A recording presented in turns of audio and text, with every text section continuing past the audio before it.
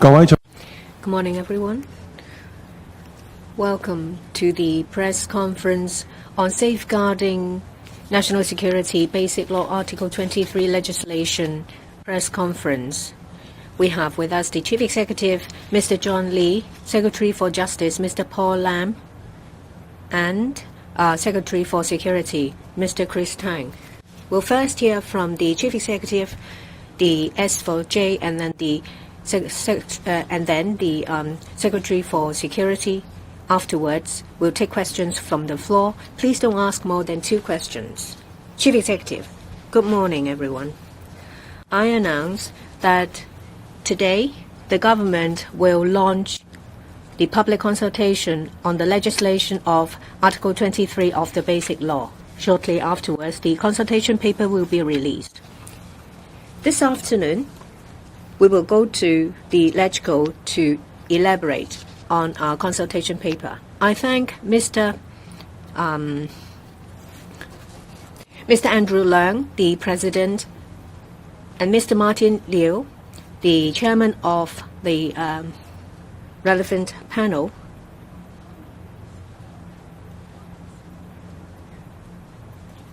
for agreeing to hold a joint panel meeting for us to explain the consultation paper. The S4J as well as the Secretary for Security will attend. I want to say that legislation for Article 23 of the Basic Law is something that we need to do and have to do as soon as possible because it is our constitutional responsibility. It's been over 26 years since the reunification. We still haven't completed this duty. The National People's Congress made a decision on the 28th of May, and there is the Hong Kong National Security Law. Both stressed that we need to legislate for Article 23 as soon as possible. Hong Kong has gone through the Colour Revolution in 2018 as well as the Black Lab violence. We all understand the importance of legislating to safeguard national security because the risks to our national security is grave, real, and can crop up any time. On top of that, we see intensifying geopolitical situation. That's why we need to address this weakness as soon as possible.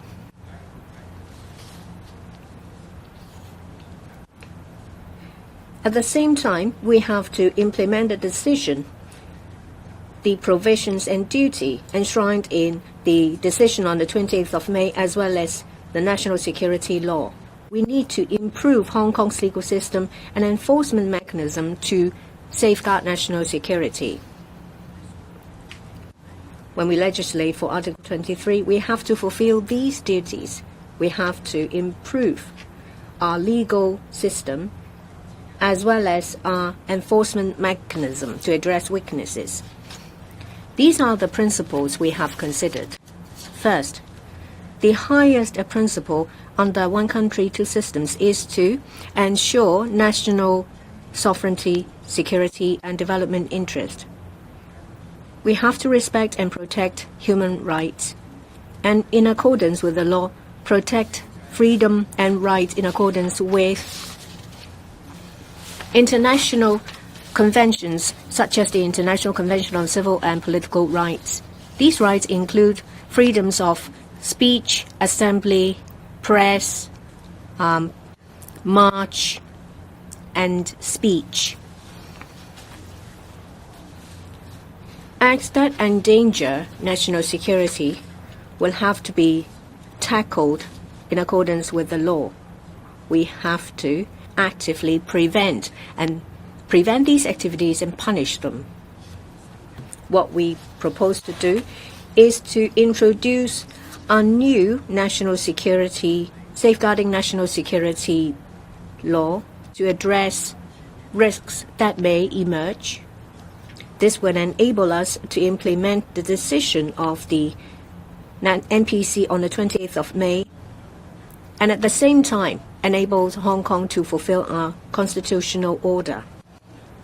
In this way, we have all provisions and laws securing national security being combined seamlessly, and the public will have a better idea we have considered our existing laws, the actual situation in the special administrative region, and the abundance of relevant laws in overseas jurisdictions.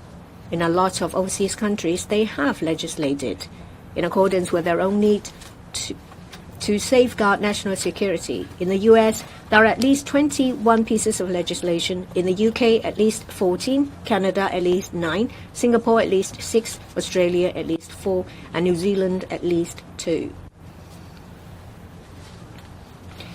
In this legislative exercise, we will draw reference from the legislation of other jurisdictions. Well, apart from constitutional duty, legislation, principle, and methodology, we also mentioned in the consultation paper about amendment of existing legislation. Some of them are turned from common law offenses into statute offenses.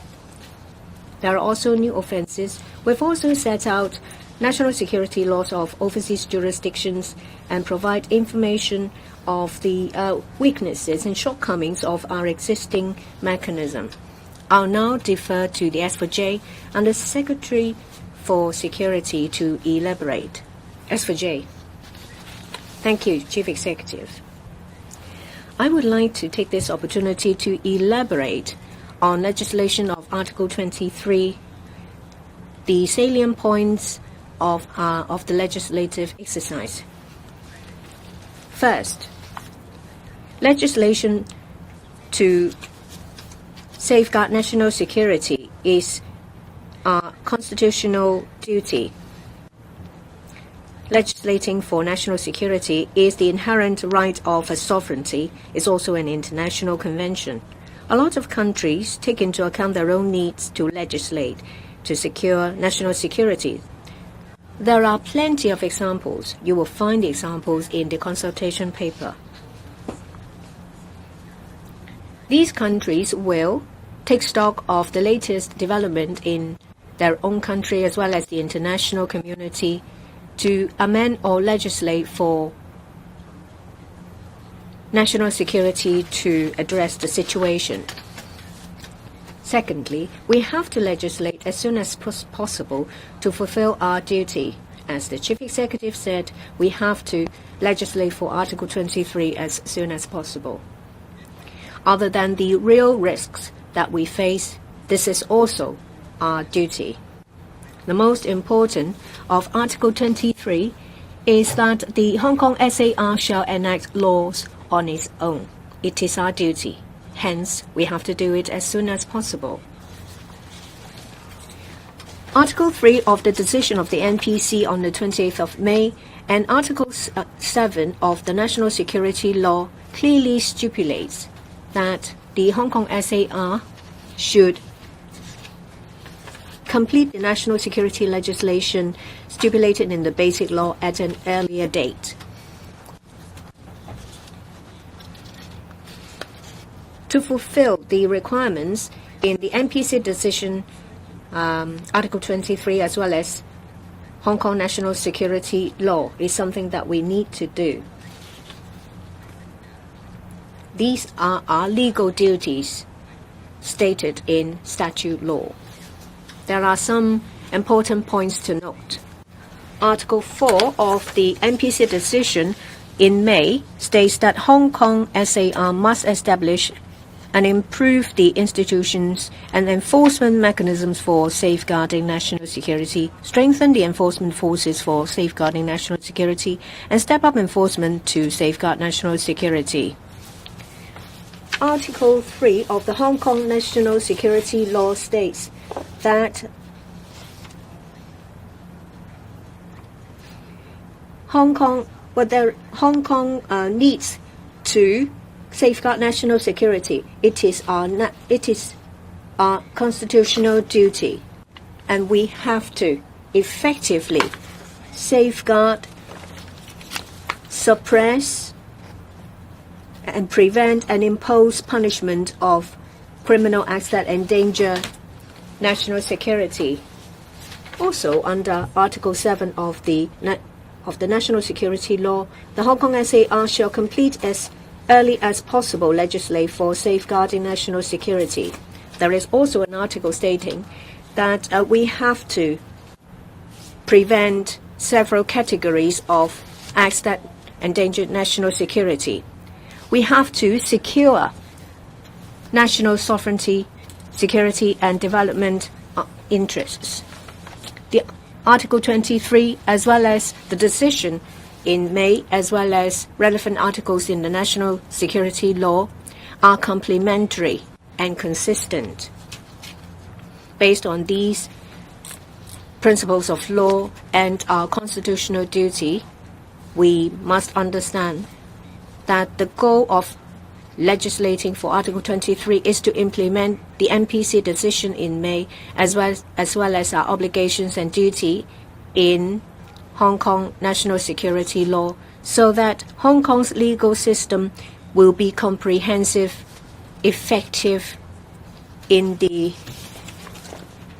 prevention, suppression, and punishment of acts that endanger national security. That's why we need to make sure that the following 3 points must be achieved. The national security law covers 2 offenses under Article 23 of the Basic Law: secession and subverting the central people's government. The HKSL government does not need local legislation for these 2 offenses, but we do have a duty to prohibit the other acts that endanger national security. 2. Our local legislation to safeguard national security and the common law system need to go hand in hand with the NSL. These laws need to be compatible with each other and complement each other so that we have an effective legal system. Article 62 of an NSL says that where local laws are inconsistent with the NSL prevails. So the local legislation for Basic Law Article 23 needs to be consistent with the NSL. For this exercise, we need to provide for a mechanism to implement and enforce the NSL and also the local legislation for Basic Law Article 23. This includes enhancing law enforcement powers and provisions on legal proceedings for protection for human rights and to the rule of law. In this legislative exercise, we pay particular attention to protection of human rights. Now, the International Covenant on Civil and Political Rights and also the International Covenant on Economic, Social, and Cultural Rights, as applied to Hong Kong, protect the basic rights of people in Hong Kong. Article 4 of the National Security Law also states that human rights shall be respected and protected in safeguarding national security. So we will make sure that local legislation for Basic Law Article 23 will be up to par with international protection for human rights. We will protect human rights, but let's also be mindful that most freedoms and rights are not absolute. Under the ICCPR, free press, free speech, and free assembly can be restricted under the law on legitimate grounds. Article 2 of the NSL also says that for anyone exercising rights and freedoms, they have to follow Articles 1 and 12 of the Basic Law. Those are fundamental provisions of the Basic Law. They state that Hong Kong is an inalienable part of the People's Republic of China. Hong Kong is a place enjoying a high degree of autonomy. We're under the central people's government. Safeguarding national security is fundamentally consistent with protecting human rights. In 2019, we had the Color Revolution.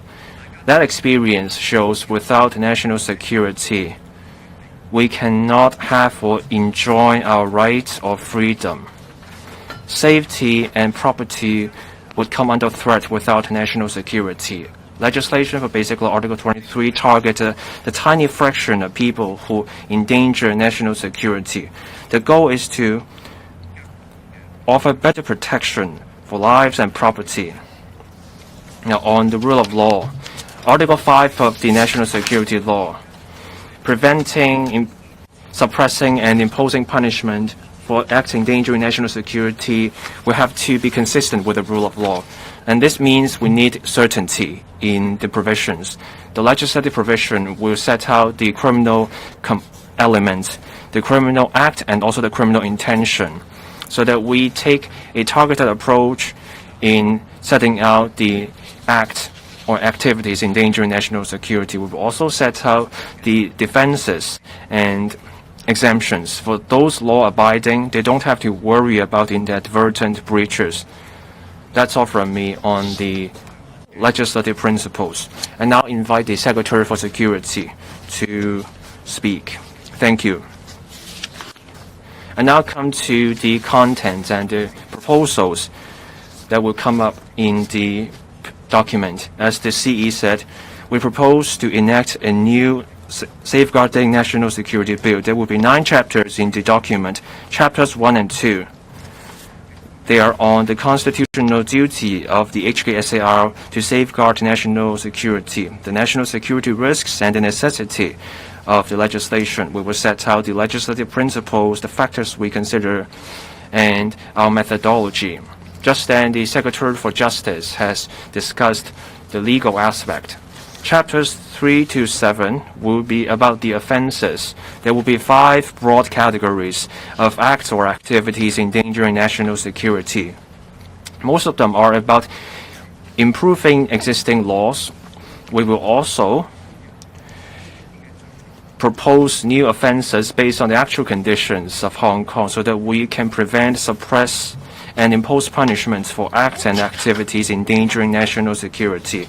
These 5 chapters will cover offenses such as Chapter 3, treason and related act.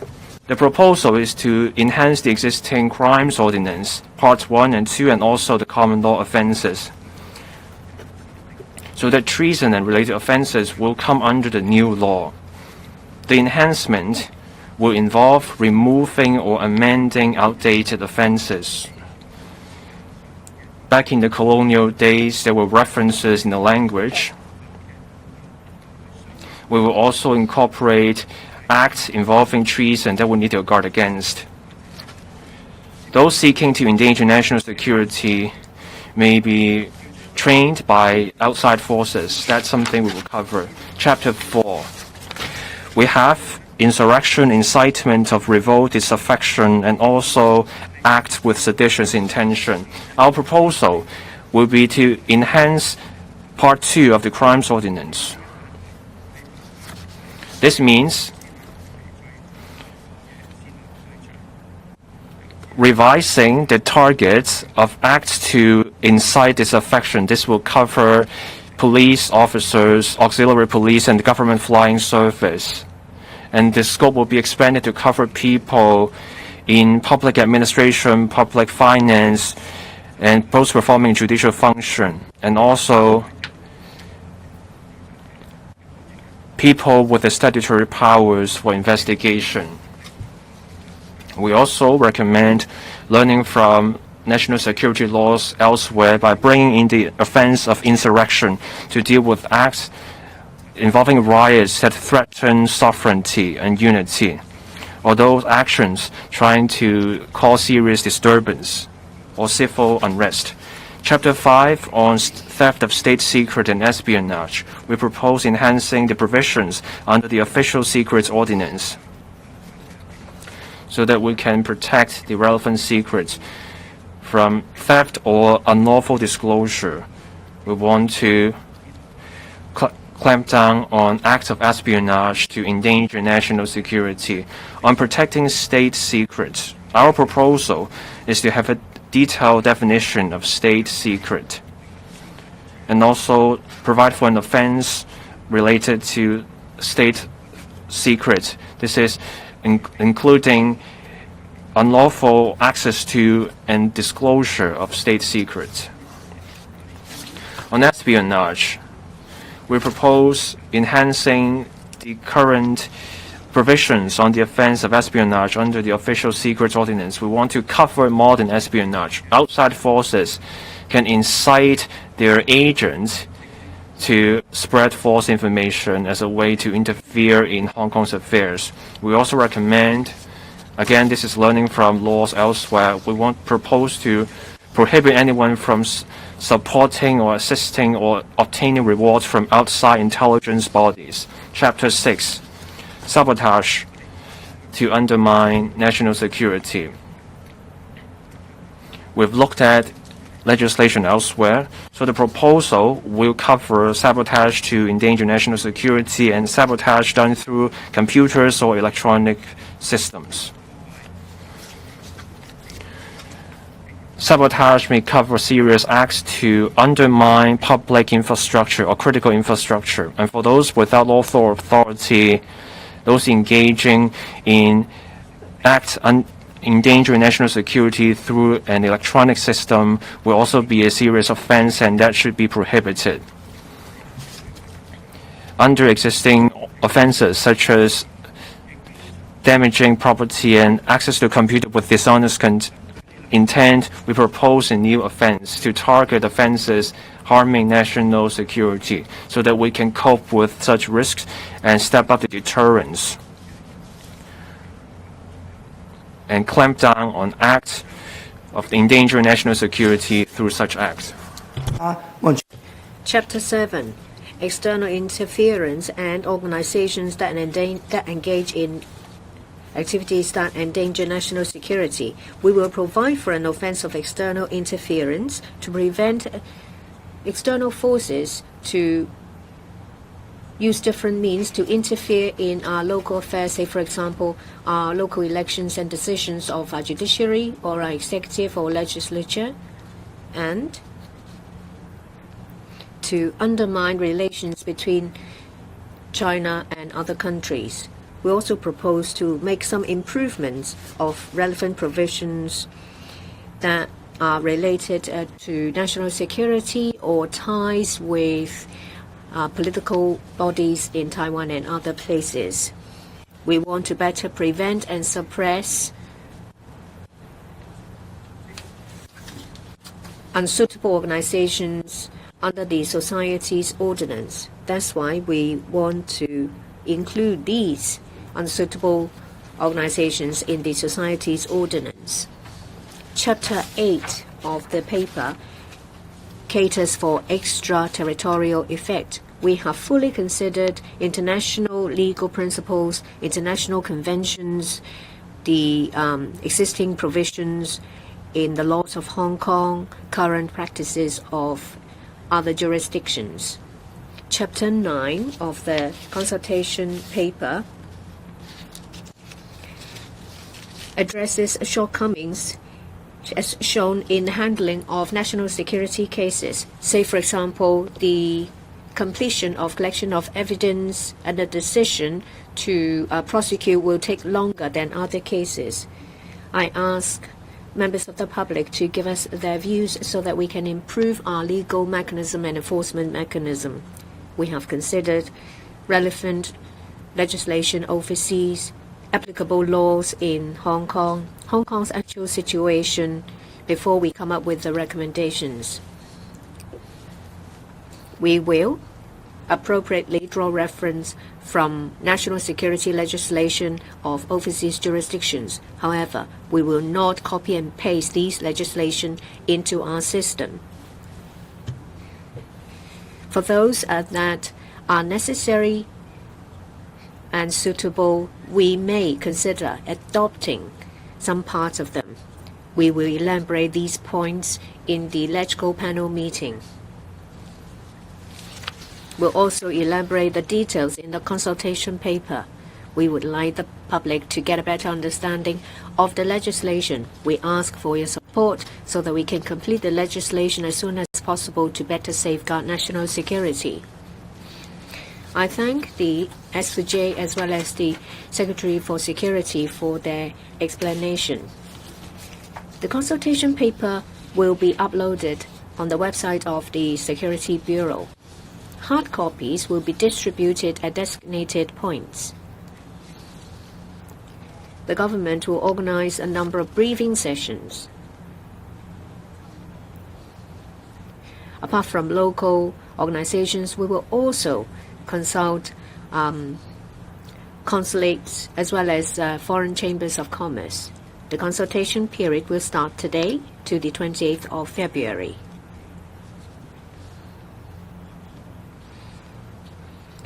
We have given careful consideration in this exercise.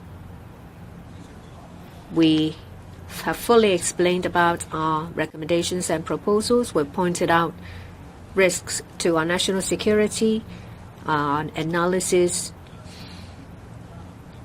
the fact that we have drawn reference from legislation of overseas jurisdictions so that members of the public will clearly know about our problems to help them come up with comments. I think there is consensus in society that we need to legislate for Article 23 as soon as possible.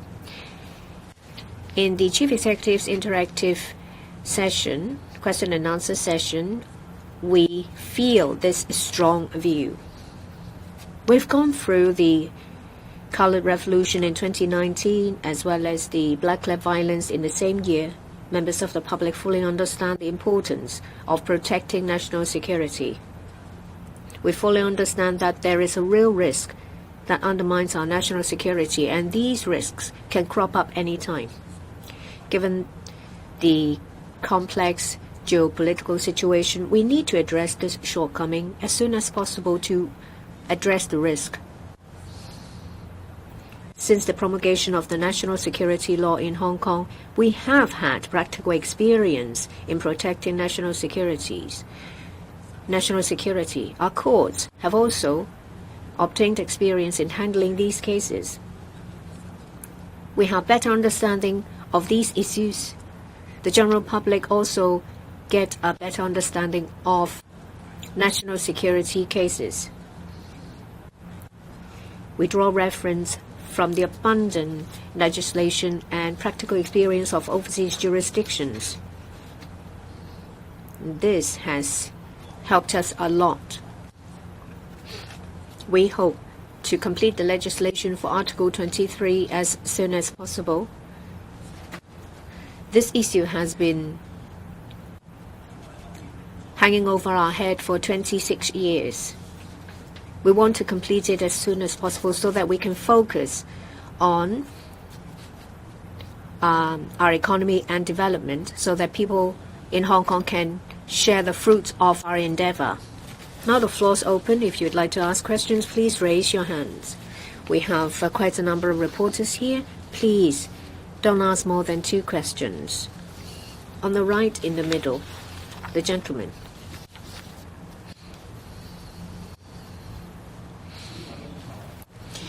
Good morning, everyone. I'm from CCTV. I have a question. CE Article 23 legislation is to fulfill Hong Kong's constitutional duty. What are the national security problems we face? Where is the urgency? What is the work plan for dedicated teams in the legislation? We face national security risks. There are 2 types. One coming from outside Hong Kong. The second is within Hong Kong. For the first type, those coming from outside Hong Kong, you know that there are overseas countries that want to undermine our national development. They have their own agenda in undermining China. Some countries,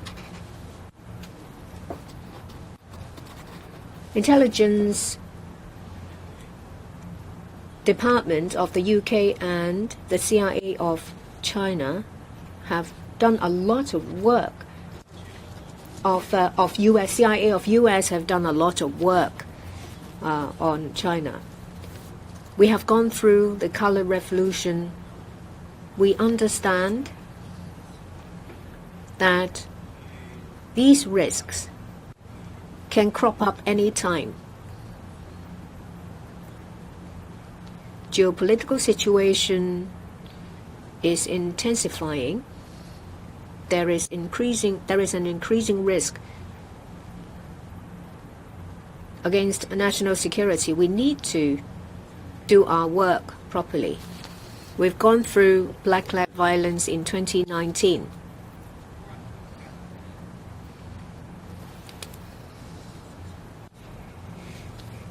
There are foreign agents and ideas of Hong Kong independence lurking in our society. The seed of unrest can grow any time.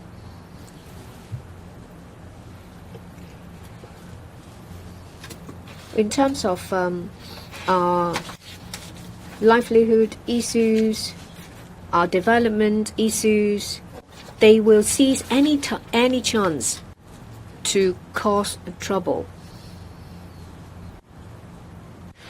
The court has completed the case of some cases, the returning valiants. So we have to guard against these risks. Foreign agents and advocates of Hong Kong independence, as I said, are still lurking in our society. We have different teams in charge of the legislation.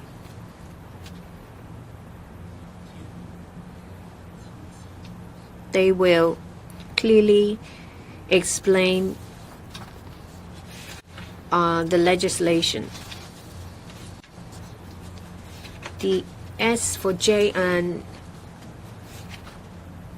Secretary for Security will take the lead in the work with the support of other colleagues. Security Bureau and the Department of Justice will render support. Other departments will provide assistance to explain about the legislation to different groups.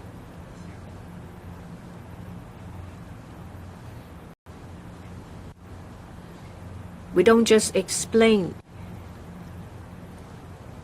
about the legislative exercise to local bodies. We will also do so targeting foreign chambers of commerce or consulates.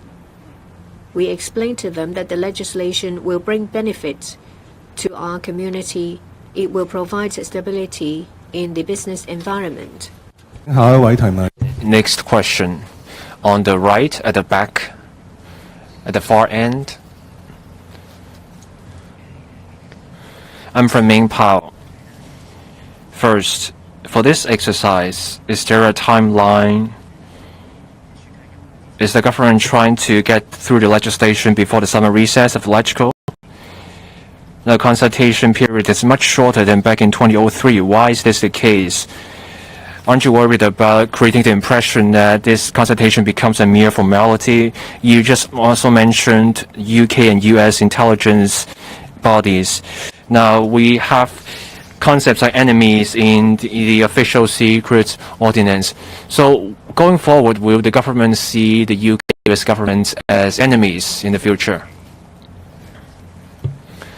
So we have an appropriate consultation period. We stress that this consultation paper will set out the government's proposal in detail. This will help the public get a good grasp of the proposal and invite public comments. We point out the national security risks clearly for the public. we set out our detailed analysis. We also set out the related national security laws in other countries. All this to make it easier for the public to understand. There is consensus in the community on legislation on Basic Law Article 23. The consensus is that the legislation need to be completed as soon as possible. We need to get the legislation right. Hong Kong experienced the Color Revolution and Black-led riots in 2019. We all see a need to safeguard national security, and it's a key task. We also see that national security risks are real. The risks can come up anytime. As I said, geopolitics is getting complex.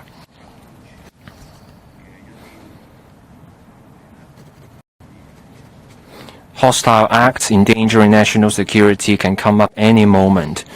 The sooner we mitigate this shortcoming, the sooner we can reduce our risks. So in setting the consultation period, we believe we have set an appropriate consultation period. We will do lots of explanation. So we take the consultation seriously.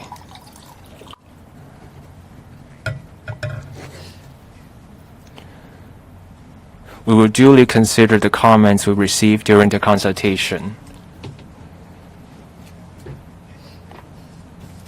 We will look at the comments we receive in full, and then we decide which comments to adopt.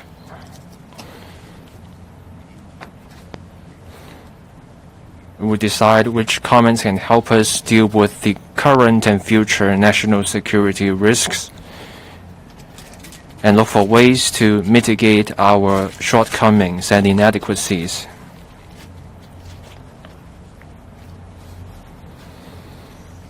We will also see through the comments whether we have missed anything in the proposal, and then we consider those comments to see what we can incorporate into the legislative proposal. So we will also look at those through the consultation. At this point, I have asked my colleagues to start drafting the bill. I hope that we can tell people about the comments we receive as soon as we can.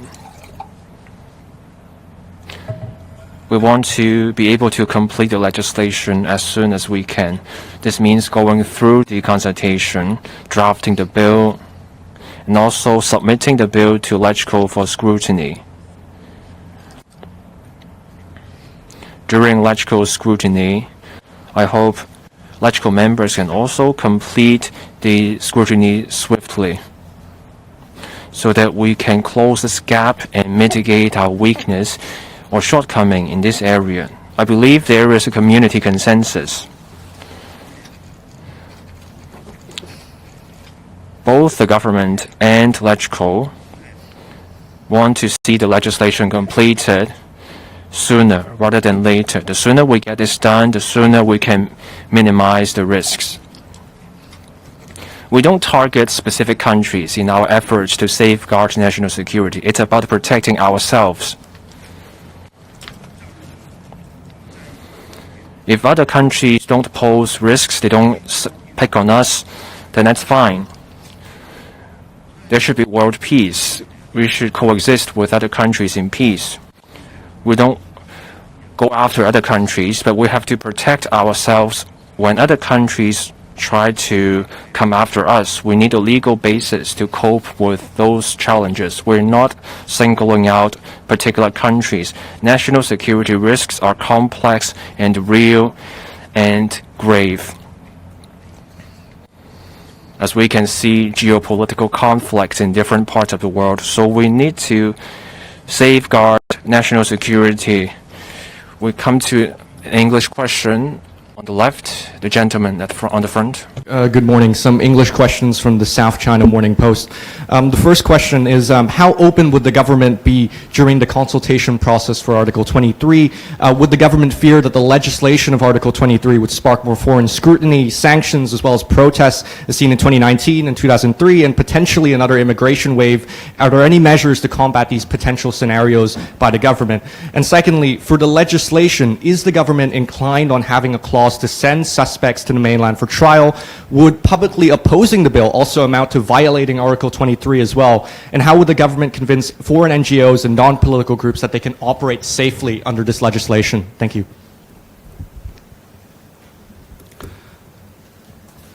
Well, our whole consultation process will be open. We will be conducting different sections to explain our proposal. And we welcome wills, whether those wills relate to points we make in the consultation document or beyond. I think when you see the consultation document, it will tell you that we welcome any kind of information, any kind of opinions.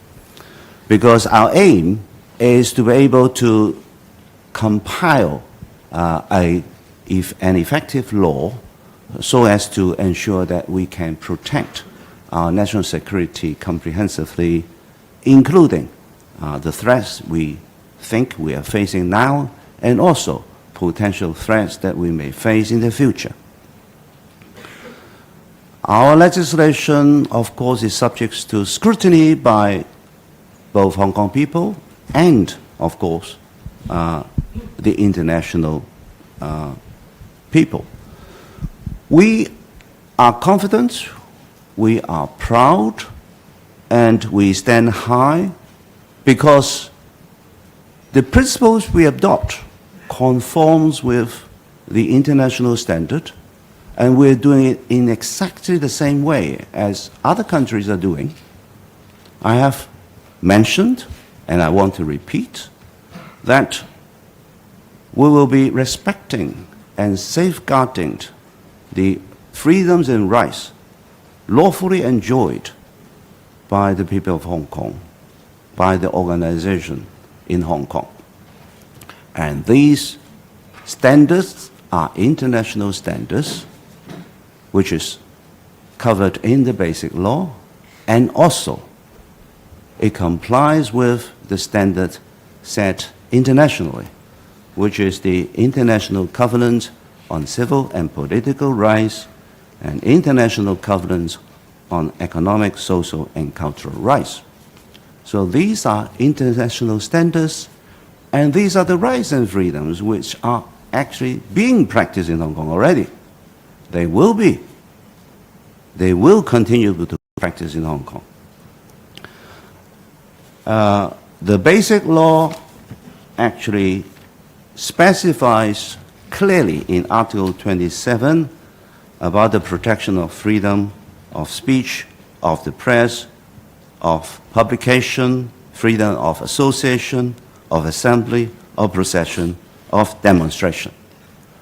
All these rights and freedoms, as stipulated in Basic Law, Article 27, as specified in the International Covenant on Civil and Political Rights, in the International Covenant on Economic, Social, and Cultural Rights, will all be respected and carried out in Hong Kong. And it will be recognized in the legislation we will be proposing. And of course, I have mentioned that while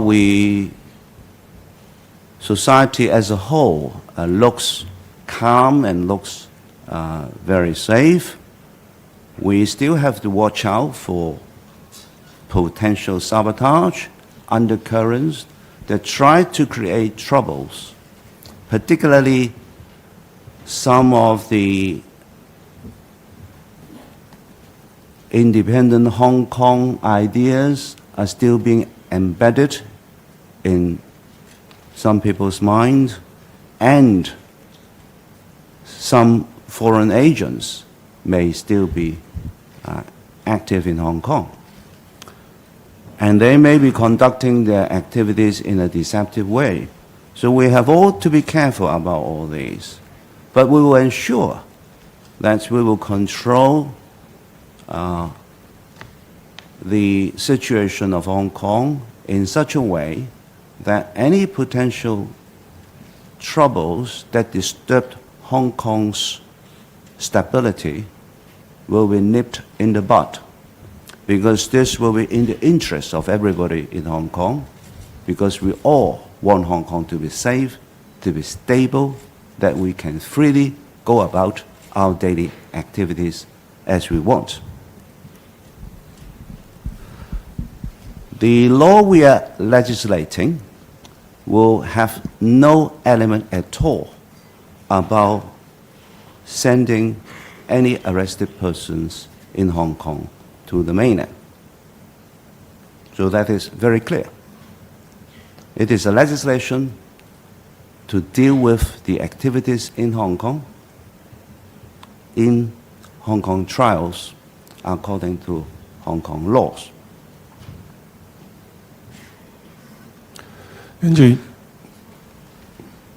And your last part? About how to maintain confidence of NGOs operating in Hong Kong. I think everybody, individually or as an organization or any enterprise, you want stability, you want safety. That is what this new legislation wants to do, to create stability and safety for everybody. Surely, organizations or enterprises would not like to operate in an area which is a war zone or where there are conflicts. No businessman wants to see their investment, their business, be disrupted or destroyed by violence or in a war zone. I think the new law aims to create a stable and safe environment so that when people attack us, then we will be protected. And this is a law to tell people not to attack us. It is in a way, defensive law. And I hope people will see the law and know that they may try somewhere else rather than Hong Kong. So it works, I think, for the interests of all NGOs, whether local, whether foreign, stationed in Hong Kong, or any companies, whether local or from overseas, because Hong Kong will be a stable and secure place for investment decisions to be made, for predictions, for business interests to be made. 下一位提問嘅記者，順便提醒大家咧，盡量喺兩條問題之。Let me remind reporters, please keep the number of questions to 2 and under, so we have more chances for others. The reporter at the back. I'm from Hong Kong Economic Times. I have questions about external interference offences. Does it mean that foreign governments or foreign organizations, foreign politicians, if they make statements on court decisions in Hong Kong, does it mean that they would have contravened the external interference offence? In relation to consultation, how will you explain to the international community the list of participants? Can you give us the information? Will it include Democratic Party members without a seat in the legislature? I think that's all for your questions. If anyone has any comments, criticisms of the government, is something that we've always allowed. We've always welcome comments, positive or negative ones. You can see from media reports every day that there are different opinions about what the government's doing.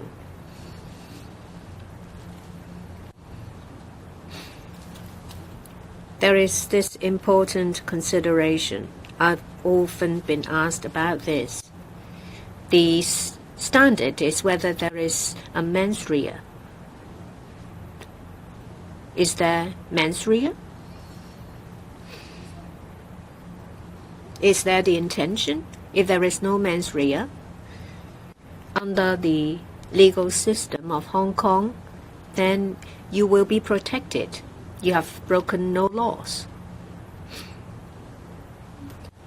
Expressing of opinion without the intention to endanger national security is allowed within the laws.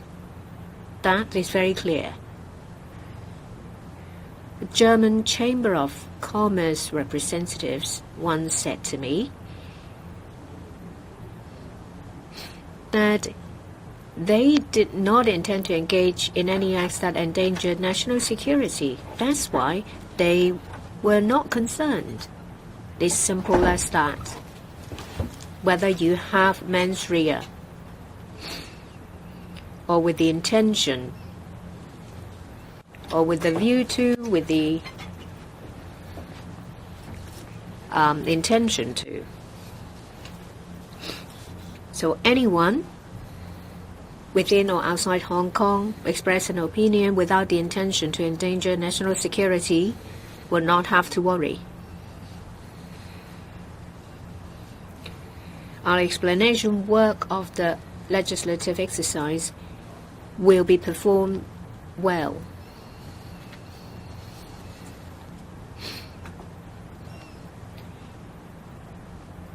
We will explain to sectors that express a particular concern. We'll make special arrangements online, offline. We try to reach out to as many people as possible. So it will be extensive.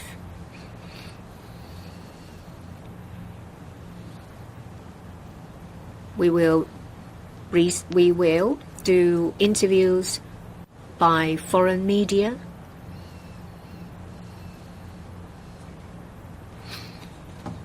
There are a lot of people who understand about the legislative exercise. I'm sure that they will be happy to help to explain to overseas countries. So we'll do our work. So the lady at the front, first row.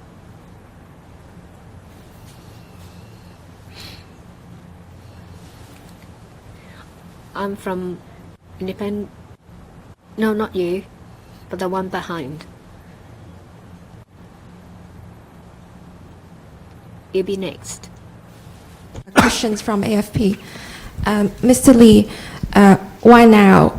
Why now it's a good time to create another national security law for Hong Kong while we have seen some not so positive effects of the existing national security law? Particularly, you said this new law may let Hong Kong to focus on economic developments as soon as possible, but what if the new security law backfire on economy? For Mr. Lam, you said the new law would become an integral whole with the existing national security law. Does it mean the enforcement procedures will also follow the existing national security law, including like non-jury trials, which you can issue a certificate to enforce? For Mr. Tang, would a larger national security police force be needed or longer detention be enforced for the new law? Well, you have exceeded your 2 questions, but I think we will still try to answer your question, right? Well, first of all, why now? We can't wait. I've said it very clearly. We can't afford to wait. It's for 26 years we've been waiting. We shouldn't wait any longer. The threat to national security, they are real. We have experienced all these threats.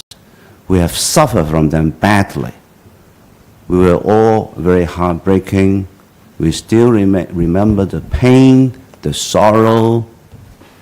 We don't want to go through that painful experience again. and geopolitical tension is rising, then the threats are increasing. Many countries are regularly updating their security law to ensure that they will be able to deal with new threats, new methodologies. If you look at the UK, last year they just updated and enacted a new security law. And I know Canada is already also doing consultation to try to strengthen their law as well. So why now? Because we've waited too long, 26 years, and we have suffered so badly, and we are not improving and strengthening our system as other countries such as the UK, Canada are doing. Shouldn't we really be doing this better to protect innocent people of Hong Kong, to protect innocent businessmen in Hong Kong? I think they want me to do it to ensure that all these threats don't happen. They want me to do it so that we can create a stable and secure environment for all people to live in, to work in, and also to develop their business in. Well, there may be some negative comments about our law. This is obvious. National security law is to protect attacks by foreign forces, by foreign countries. Obviously, those countries who may have bad motive don't want you to be able to protect yourself that well. Of course, they will try to make your law weak so that they can find loophole to attack. Definitely. We have experienced it when we enacted and have the Hong Kong national security law implemented in Hong Kong, which I think the majority of Hong Kong have seen the very good result, that we are now living normally. We are all now sitting here peacefully in the way we want to conduct our business. We don't want to repeat the pain, the bad experience that make us all lose our sleep. So, bad-mouthing, political attacks will continue. That is exactly why I want the government to be up and in full gear to explain what we are doing here loud and clear, confidently and rightly. Tell the world we are just protecting ourselves from your attacks. Don't attack us. And also, I think eventually when people see that this law will bring security and also stability, they will love it. You have also mentioned some, what you described as a negative impact on Hong Kong as a result of the national security law. I disagree. If you look at some of the figures, for example, since the enactment of Hong Kong national security law, the overall savings in Hong Kong actually increased. So the money in the Hong Kong banking system increased to something like 14%. And in 2023, startups increased by 270 companies, making us reaching about 4,300. And there have been more overseas and mainland companies opening up in Hong Kong. So in 2023, 300 more companies opened up in Hong Kong, which is an increase of 1/4. Investment money amounted to 6,616 億. That means 61.6 billion Hong Kong dollars, which is almost double. There have been more companies from overseas set up, for example, from the UK in 2023. The number is 48, coming up from 34, which is 40% up. Singapore is now 27, which is up from 20, 35% more. And we have also invited, and some 30-odd strategic enterprises have started their offices in Hong Kong, and they are going to invest to an amount nearly 30 billion Hong Kong dollars, creating 10,000 jobs. So all these indicates that when you have stability, when you have security, money will come towards it, people will come towards it. And I'm very confident that the earliest that we finish enacting Article 23, then what has been troubling us for over 26 years, we can put a full stop to it, and then we can focus comprehensively on economic development. That will ensure that we will create more benefits to the people of Hong Kong when they share all the benefits of economic development. So it will benefit economy as a whole. 時間關係，我哋請今日最後一位。 In the interest of time, I 頭先我講到 question, despite the fact that you have actually exceeded it, but since you have asked, I would suggest SJ to answer it, Well, and SOS to answer it as well. What I wish to reiterate is that, as I said earlier, there is a specific provision in the Hong Kong NSL, Article 62, which provides that all local legislation of Hong Kong must be consistent with the national security legislation.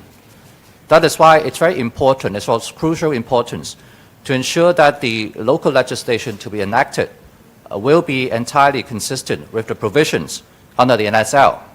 And under the NSL, put it very briefly, there are two types of provisions. In relation to certain types of provisions, they will provide very clearly that they would apply to all offences endangering national security, not being limited to the 4 specific offences created by the NSL. And I can give a very simple example. Under Article 42, which governs in what circumstances the court may grant bail to a defendant, the provision makes it very clear, and it's been confirmed by a judgment of the Court of Final Appeal. It has been confirmed that the provision would apply to all offences endangering national security.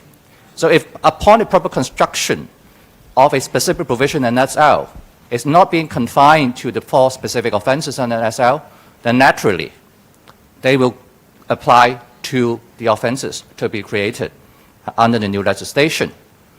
But on the other hand, there are also provisions under the NSL which make it very clear that they will only apply to the 4 offences specifically created by the NSL. So in such event, then naturally they would have no application to the local legislation to be enacted. So it would really depend on the proper construction of the very specific provision in question. Okay, I invite Secretary for Security. For national security related cases, I think by nature it is complicated. It is, they conduct act in secrecies, and in many cases they involve resources at national level, and it also involves overseas element. So I think in investigating those cases, we need to have sufficient time for law enforcement to do the investigation work. And we look at a lot of overseas experience.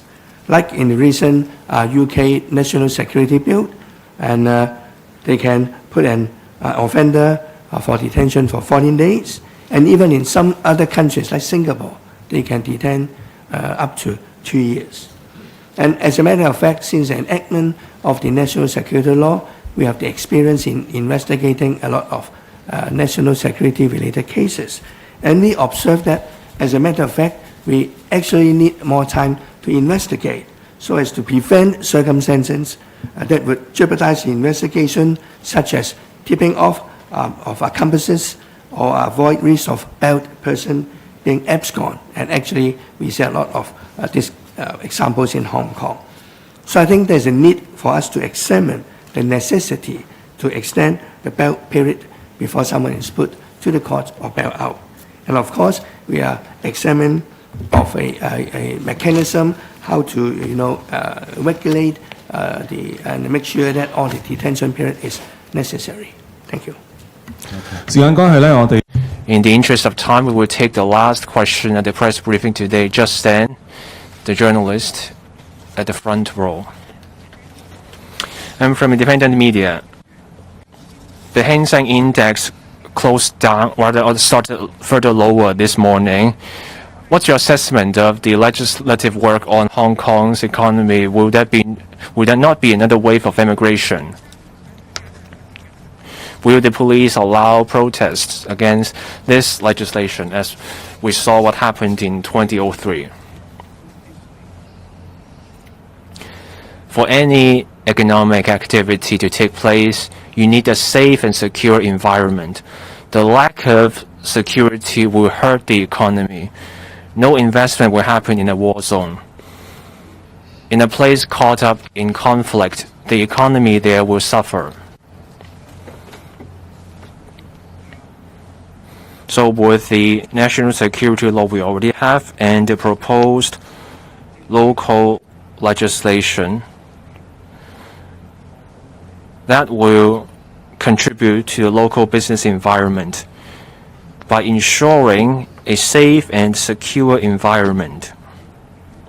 That way, people can go about their business freely in Hong Kong. There are stock market volatilities. Many factors are at play. Interest rates, they remain high.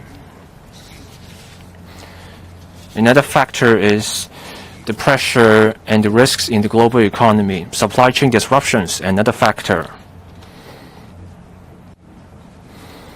Other factors also include wars and conflicts in other parts of the world, leading to fears. And there are also internal factors in other places.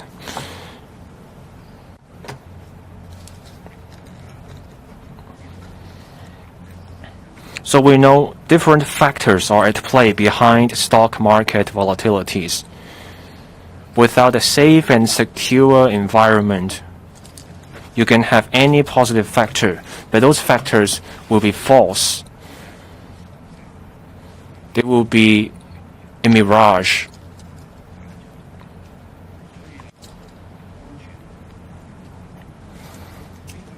So a safe and stable environment will help the economy.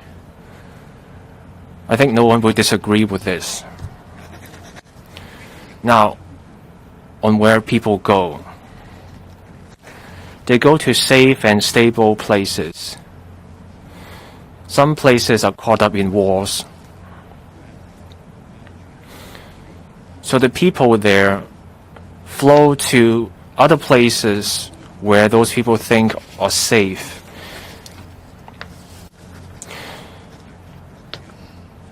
So with a safe and stable Hong Kong, people will come here. Now on protests, I've stressed this point time and again.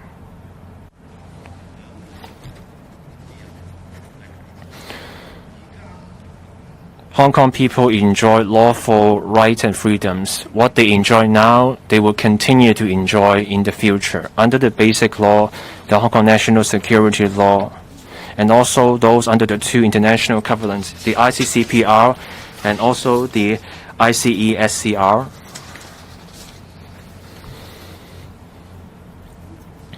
These laws and covenants state clearly there are rights and freedoms. When a case goes to the court, these standards are respected.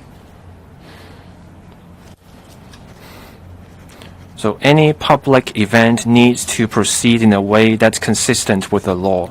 In exercising rights and freedoms, people need to follow the law.